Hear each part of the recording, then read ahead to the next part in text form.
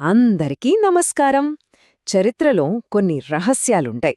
అవి మనల్ని ఎప్పుడూ ఆశ్చర్యపరుస్తూనే ఉంటాయి. అలాంటి ఒక పెద్ద రహస్యం గురించే ఈరోజు మనం మాట్లాడుకోబోతున్నాం. అదే సింధు లోయ నాగరికత.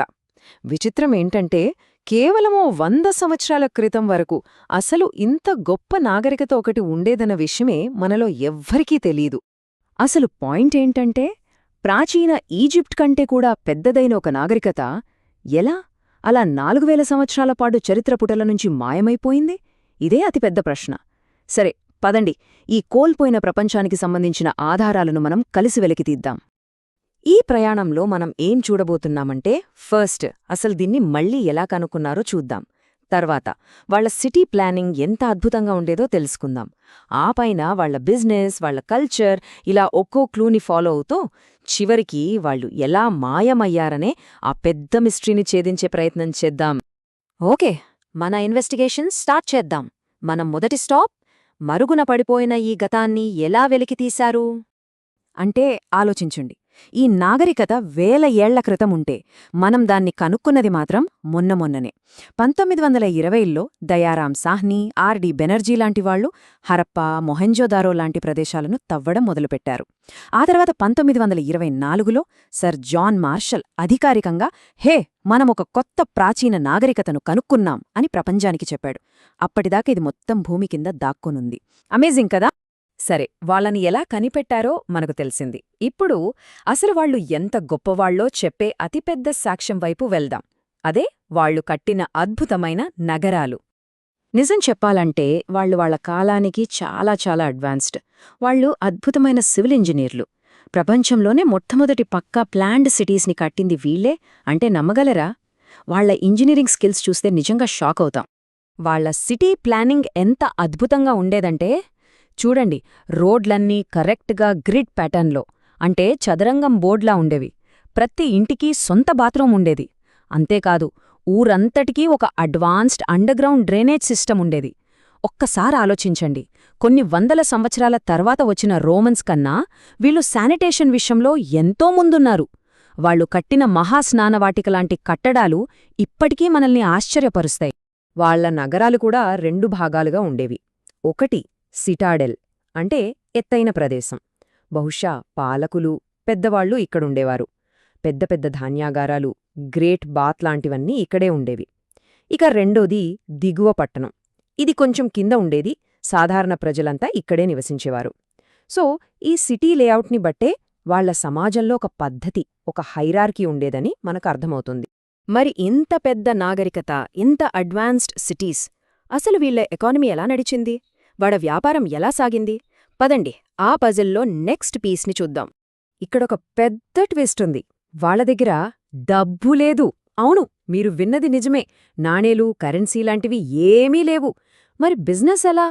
అంతా బార్టర్ సిస్టమ్, అంటే వస్తు మార్పిడి పద్ధతి. ఒక వస్తువిచ్చి ఇంకో వస్తువు తీసుకోవడం, అంతే. డబ్బు లేకపోయినా వాళ్ల వ్యాపారం చిన్నదేమీ కాదు. ఏకంగా మెసోపొటేమియాతో ట్రేడింగ్ చేసేవాళ్లు. మన దగ్గర్నుంచి పత్తి, పూసలు, కుండలు లాంటివి ఎక్స్పోర్ట్ చేసి అక్కడనుంచి విలువైన రాళ్లు, లోహాలు ఇంపోర్ట్ చేసుకునేవాళ్లు. మరి డబ్బు లేకుండా ఇదెలా సాధ్యం? వెల్, వాళ్ల దగ్గర స్టాండర్డ్ బరువులు, తూకాలు ఉండేవి. ఇంకా ముఖ్యంగా వాళ్ల సీల్స్, అంటే రాతి ముద్రలు, వాటితో తమ వస్తువుల మీద మార్క్ చేసేవాళ్లు. అవే వాళ్ల బ్రాండు, వాళ్ల గ్యారంటీ.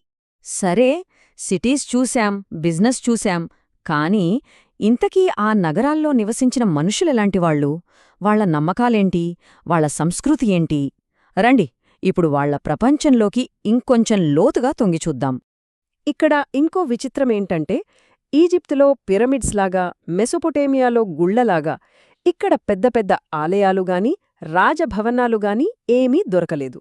బహుశా వాళ్ల పూజలు ప్రైవేటుగా ఇళ్లల్లోనే జరిగేవేమో. దొరికిన ఆధారాలను బట్టి చూస్తే వాళ్లు ఒక అమ్మతల్లిని, అంటే ఫర్టిలిటీ దేవతని పూజించేవాళ్లు. అలాగే జంతువులతో ఉన్న ఒక పురుష దేవుణ్ణి, అంటే పశుపతిని కూడా ఆరాధించేవాళ్లు. కొన్ని చోట్ల హోమకుండాలు కూడా దొరికాయి. అంటే వాళ్లకంటూ కొన్ని ప్రత్యేకమైన ఆచారాలు ఉండేవన్మాట. ఇక వాళ్లు మనకు వదిలి వెళ్లిన అతిపెద్ద బ్రేక్ చెయ్యలేని పజిల్ వాళ్ల లిపి.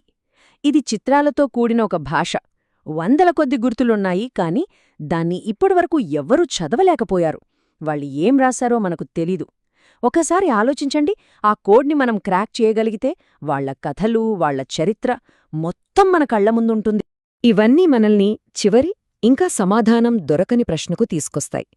ఇంత గొప్ప నాగరికత, అంత పక్కా ప్లానింగున్న ప్రజలు ఏమయ్యారు? వాళ్ళంతా ఎక్కడికి మాయమయ్యారు? దాదాపు క్రీస్తుపూర్వం 1800 సమయంలో ఈ అద్భుతమైన నాగరికత పతనమవడం మొదలైంది. నగరాలు ఖాళీ అయిపోయాయి. ఇంతకీ ఏమైంది వాళ్లకి? దీనిమీద చాలా థీరీలున్నాయి. ఒక థియరీ ఏంటంటే, ఆర్యులు దండయాత్ర చేసి వాళ్లని అంతం చేశారు అని. ఇంకొంతమందేమంటారంటే, కాదు, వాతావరణం మారిపోయింది, వర్షాలు పడ్లేదు, వ్యవసాయం దెబ్బతింది, అందుకే వాళ్లు ఆ ప్రాంతాన్ని వదిలి వెళ్ళిపోయారు అని. మరో బలమైన వాదన ఏంటంటే, సింధూ నది తన ప్రవాహ దిశను మార్చుకోవడం వల్ల వచ్చిన భయంకరమైన వరదలు వాళ్ల నగరాలను ముంచెత్తాయి అని. ఏది నిజం? ఎవరికి ఖచ్చితంగా తెలీదు. బహుశా ఇవన్నీ కలిసే జరిగాయేమో. వాళ్లు రాసిన రాతలను మనం చదవలేనంతకాలం, వాళ్లు చెప్పాలనుకున్న కథ మనకు తెలియనంతకాలం, సింధూలోయ నాగరికతకు సంబంధించిన అసలైన నిజాలు, వాళ్ల రహస్యాలు ఎప్పటికీ ఇలాగే భూమి పొరల కింద సమాధి అయిపోయుంటాయా? ఈ ప్రశ్నకు సమాధానం దొరుకుతుందో లేదో కాలమే చెప్పాలి.